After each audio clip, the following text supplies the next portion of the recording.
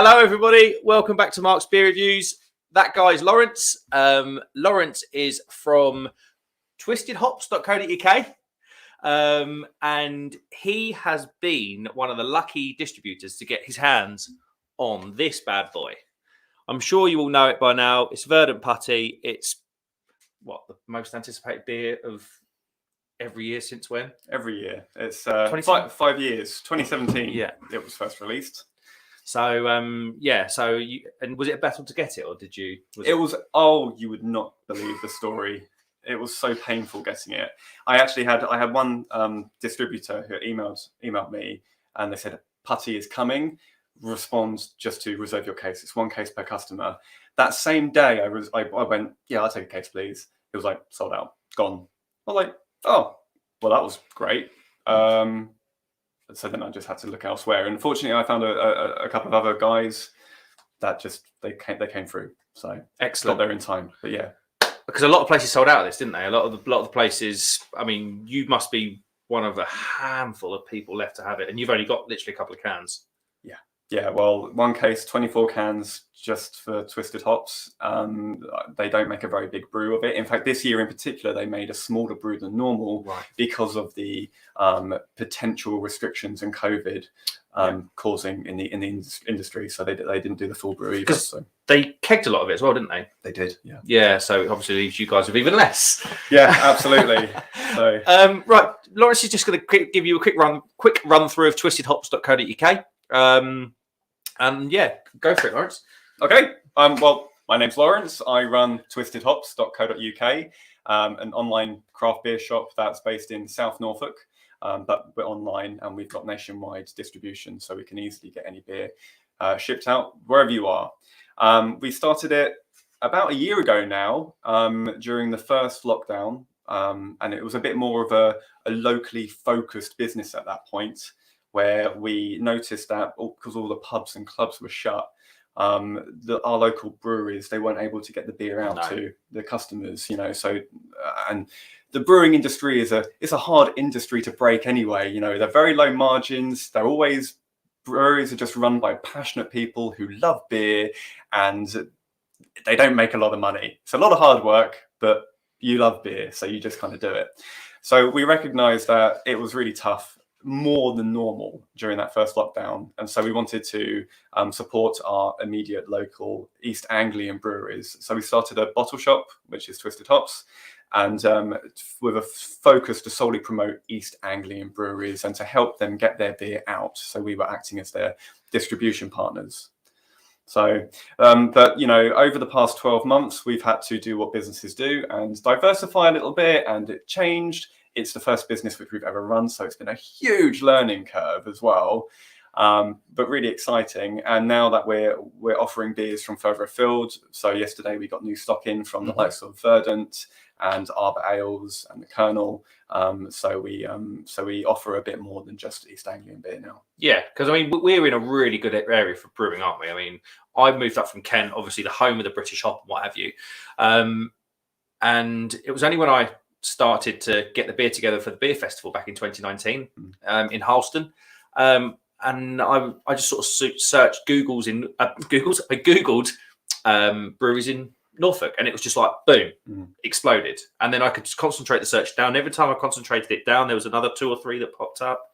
Really interesting stuff. So you moved on from the East Anglian stuff more. You still stock a lot of the East Anglian stuff, don't you? We do. We're a bit more focused into what we stock at the moment. So we tend to stock consistently ampersand, burnt mill, and duration. Yeah, find because we've moved away from real ales, real traditional ales, to more modern craft beer, which pretty much comes in cans. We find that we have a focus solely on those breweries. So these beers are fresh in, aren't they? We've got an Arbor Sea Bomb. Probably not the one that you try at the supermarket. And then we've got a Verdant. There will be no intervals. And you've got loads on the table in front of us. You've got a can of Colonel. You've got some craft alcohol-free stuff that probably does quite well. That's right. There we go. Sort of expansion's probably been quite quick for you guys in terms of getting into this sort of stuff. And you brew as well, don't you? Yeah, I I mean, do. you can probably see. I mean, I don't know if behind Lawrence, he's got a fridge with 4 Linda, or I would associate it was Linda taps. With his brews, he's got an Italian Pilsner, a West Coast IPA, and a toasty coconut American stout. So this guy really, really does know his beer. Okay, then, shall we get into this can of putty? Definitely, yeah. Yeah. So obviously, here's the can art, guys. Oh, let me see if I can block some of that light for you. It's a bit overexposed, but that's the can of putty. I think I told you I bumped into the lady who designed this. You did? Randomly. I was in Colchester working at my mother-in-law's place, dropped into a bottle shop, and there was this woman taking loads of pictures. I thought that's a bit strange. It turns out she designed it. I should know her name. She'll be on one of my Instagram photos. But this is an 8% double IPA from Verdant down in Cornwall. It has Azaka, Galaxy, and Mosaic hops. So the crummy beer will be happy because it's got no Citra. Right, do you want to do the honours, mate? All right, let's do it. There we go. I presume we're going to go in here and here. So we've got 2 of the branded Twisted Hops glasses. So do you know the story behind? I've got no idea. This is the first time I've ever tried putty. Me too, actually. It's been 5 years. I've never tried putty either. This is the first time. It's a bit like the Wonka bar thing. Like everyone rushed out to their local, in Willy Wonka's story, they rushed out to their local sweet shop to buy the Wonka bars. I knew that the putty had a similar sort of attraction and sort of hype, if you will. And there's no golden ticket in this one, though, obviously. No. So what is the story? Well, the story is that this was made originally back in 2017 for the I believe the Hop City Festival. Yeah. And the Verdant, the brewers there, they were well aware 5 years ago, these big hazy New England style double IPAs, they just didn't exist really in the UK scene.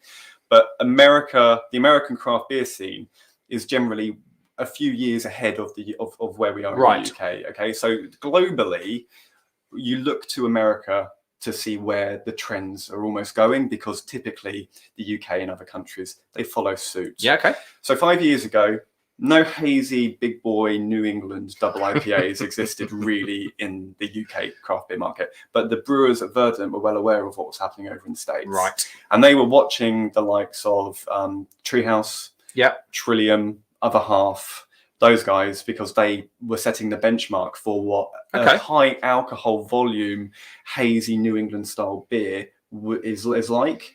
And Verdant wanted to recreate that and bring that over here. So to do that, they created what is now known as putty. Well, there you go. There we go. Right, let's get into the beer then. Let's have a little look. We've got a hazy straw-coloured beer. It was a half finger whitehead when it was poured. It just looks great. It looks exactly what you'd expect a Verdant double IPA to look like, to be honest with you. It looks like it's slightly carbonated. Nothing really too much to write home about on the visual side of things. What sort of nose are you getting, Lawrence? I've just smelt this, and there is only one word that I can say describes it, honestly. And it's a word that I've heard an awful lot that gets batted around craft beer, and that I've never really experienced myself, but I think this is what it smells like. Dank is the word. Like dank, just dank. It's almost got a pineapple. You can't even, I don't even know how to express what dank actually is, but it just smells super tropical. I'm getting pineapple, a bit of passion fruit. There's a touch of bitterness on the aroma, almost like a grapefruit, but there's certainly I would say there's ripe mango in there. Yeah, I'm getting that too. But it just smells like an absolute winner, doesn't it? I mean, he's cupping the glass. He knows what to do. I'm trying to warm it a little bit, because when a beer is too cold, the profile, it's dulled. Yeah. The flavour, the aroma, that's all lessens to an extent, and you need to get a bit of warmth in there if you want to get the most out of it. See, there you go. I mean, that being said, we are in a garage at the moment. I'm wearing my shorts and Crocs. Sorry, everybody. I think it's 4 degrees in here.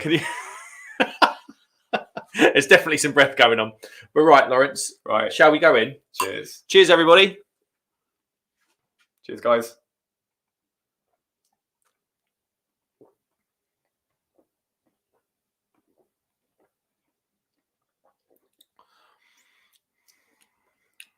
Yeah. Oh, that's interesting. I'm getting that mango seems to be quite a dominant flavor for me in this, and I think it's quite hot. Like, I don't know about you, but I can taste the alcohol in it. Yeah, I can. Is that likely to be alcohol rather than hops? There's no sort of burn from the hop or anything like that as a brewer. I'm not getting much hop burn, but I'm getting alcohol. I'm getting a big bitterness as well. There is bitterness on the end, but I'm getting heat off alcohol. So that in the term, if you're tasting the beer, that's regarded as hot. Like, the beer's quite hot. If you can taste the booze coming through. Yeah. Now, it's funny because it's such a hyped beer, isn't it? Yeah. Like, your expectations are instantly like, and as someone who drinks a lot of beer and tastes a lot of beer, I'm like, you got to bring it back down a little bit, because at the end of the day, we need to remember that this was a New England double IPA that was brewed 5 years ago, when no other New England double IPAs existed in the UK market. So it's largely the same recipe year on year. They brew exactly the same. They keep it absolutely the same. So I think I can smell and I can taste this, and I can think 5 years ago this would probably be actually quite mind blowing. Cool, yeah. But if I'm going to be brutally honest, it's not blowing my mind. I think it's really good. Don't get me wrong, it's really good, but it's certainly not my favourite Verdant beer. Definitely, it is. It's very good. Don't get me wrong. We're not doing it bad here. No, absolutely. But if you're going to be critical of a beer, you've got to look at it in perspective of now and when it was released. And by all means, I'm just saying that it tastes really good. It's a nice beer. Like, I could easily sink the can. But I think all I'm saying is that it doesn't taste refined. I think part of its quality for me, and I think we've had, all you guys will know that are watching, we've had a lot of chats about these sweet IPAs that have been doing the rounds. Especially over the last couple of years, you haven't been able to move for big, sweet IPAs, starting at supermarket level all the way up to bottle shop. But I don't find that overly sweet. I find that, if anything, on the more bitter side. I've got just bitterness running all the way through. It's not like an absolute sugar bomb that blows my head off. It is sweet. I'm a pig and I eat lots of sweets. So, do you find that sweet? Yeah, there's a sweet. I can taste sweet malt in that. There is bitterness as well, but I think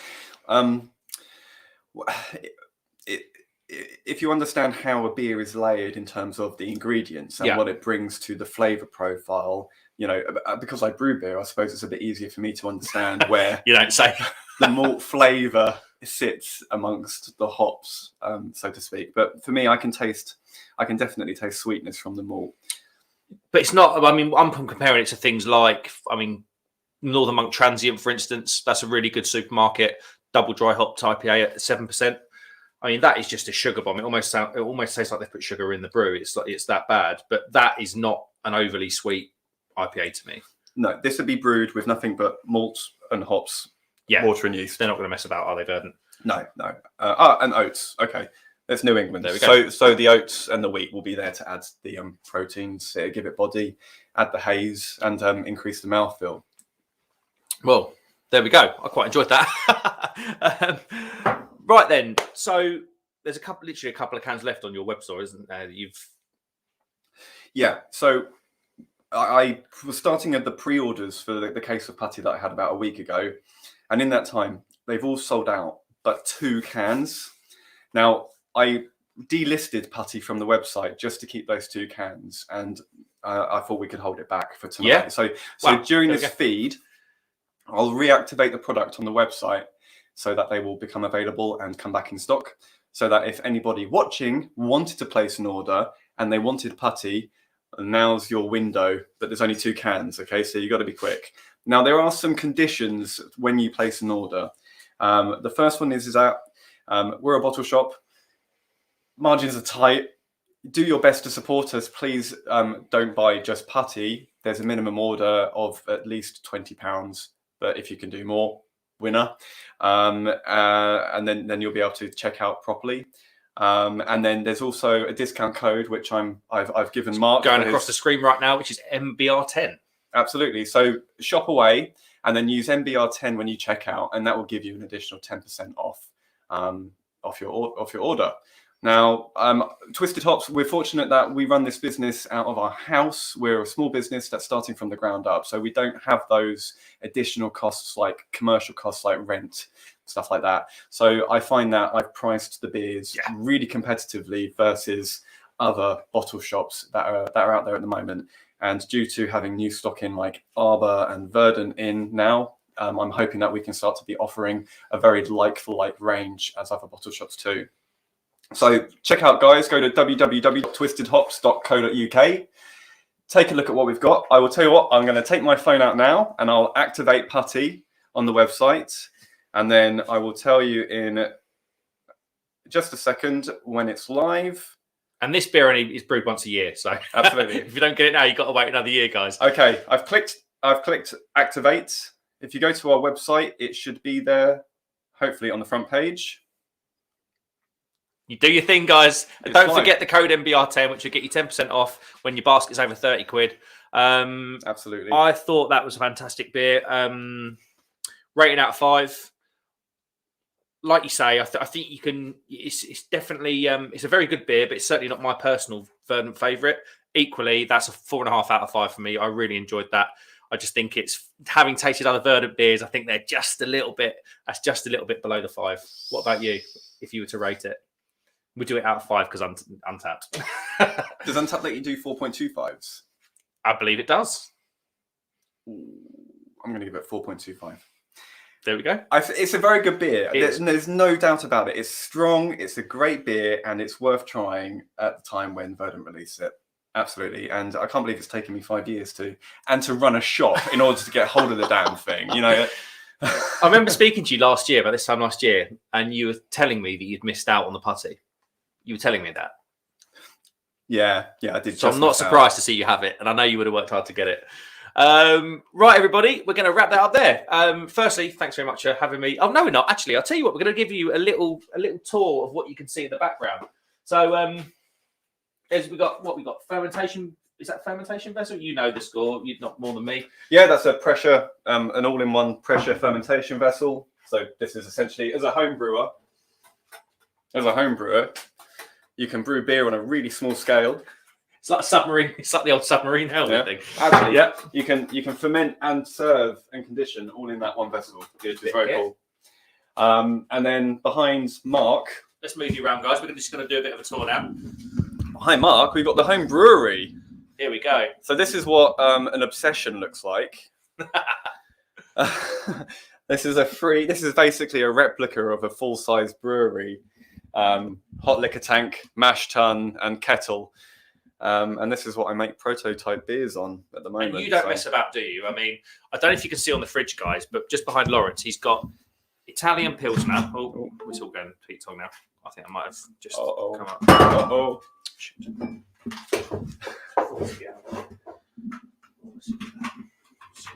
It's all right. We're back. Hold on, guys. We're just a few technical issues. So number 1 tap is Italian Pilsner, 4.5%. 2 is West Coast IPA that's currently off, and 3 is Toasty Coconut American Stout. And what's going on number 4, Lawrence? What's next? A British Pale Ale brewed with Olicana and Jester hops. All British malt, British hops. There we go. And I mean, look at this bit here. I mean, this is not home brewing, is it really? This is almost like, is this like a pilot kit that a big brewery would have? Yeah, it is. Yeah. There we go. So there we go. So that's pretty cool. And you've got all your can stickers on there. I just love the art, to be honest with you. It looks so cool. Right, guys. Actually, we can talk a little bit about the home brewing if you want. Oh, actually, let's do that.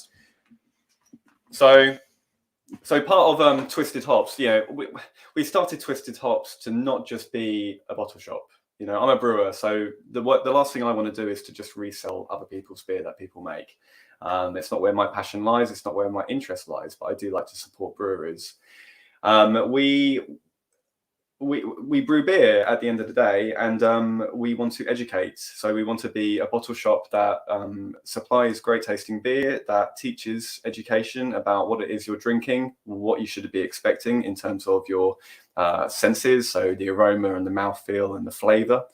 and we want to offer and encourage a positive experience where people taste, they think about their experience, and then they can revisit and apply that knowledge to the next beer that they drink. Because for us, beer is a drink that should absolutely be enjoyed with friends and family, but it's quite an incredible, broad-ranging taste experience that ranges from the most complex wild sours up into your impies, you know, and your fruit beers and stuff like that. So you've got Homebrew Courses, haven't you? And you've also got a YouTube channel, which we should probably mention. Yeah, absolutely. So with Twisted Hops, the first phase was the bottle shop, which is what we've essentially executed in our first year of running the business. And 2022 is now all about the education part of Twisted Hops. So we're beginning to offer how to homebrew courses out of Ampersand's new brewery in South Norfolk, where literally if you have thought about wanting to make beer out of your kitchen, on top of your stove on a really small scale, then I will be offering courses that are about 4 or 5 hours long, where we will literally be making a batch of beer that you could do in your kitchen, and I will give you all the knowledge and information that I've obtained over the last 6 years. I've also done some commercial brewing as well, so I apply that to all the knowledge, and I give you that in a PowerPoint presentation, a physical deck, and a first-hand experience where we go through an actual brew day together, so that you get that knowledge. And the main aim of that is to equip you with the tools, the knowledge, and the confidence in order to take that away, so you can take it home, and then you can be brewing beer yourself, because you can make the most amazing beer at home really easily.